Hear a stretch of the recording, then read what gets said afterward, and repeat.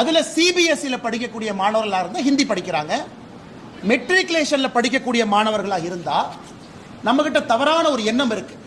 தமிழ்நாட்டில் நம்ம மெட்ரிகுலேஷன் படிக்கிறோம் அப்படின்னா அதிலும் தமிழ்ல தான் படிக்கிறோம் அப்படின்னு. தமிழகத்தை பொறுத்தவரை யாராவது மெட்ரிகுலேஷன் படிக்கிறாங்க அப்படின்னா அவங்களுக்கு எங்கேயுமே தமிழ் மொழி என்பது கட்டாயமாக இல்லை. தமிழக மெட்ரிகுலேஷனை பொறுத்த வரைக்கும் ஆப்ஷனல் லாங்குவேஜ் என்னென்ன இருக்குன்னு பார்த்தீங்கன்னா தெலுங்கு இருக்கு, அரபிக் இருக்கு, மலையாளம் இருக்கு, கன்னடா இருக்கு, ஹிந்தி இருக்கு, குஜராத்தி இருக்கு, சான்ஸ்கிரிட் இருக்கு, பிரெஞ்சு இருக்கு, உருது இருக்கு.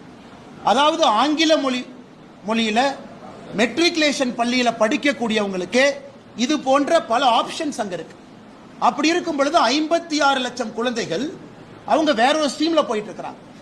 52 லட்சம் அரசு பள்ளி மாணவர்களை மட்டும் கட்டாயப்படுத்தி இல்ல நீ 2 மொழியில மட்டும்தான் படிக்கணும், ஆங்கிலமும் தமிழும் என்று சொல்லிக் கொண்டிருக்கின்றோம். அதனால என்ன ஆகுதுன்னா ஒரு ஆண்டுமே அரசு பள்ளியிலிருந்து தனியார் பள்ளிக்கு செல்லக்கூடிய மாணவர்கள் அதிகமாகிறாங்க.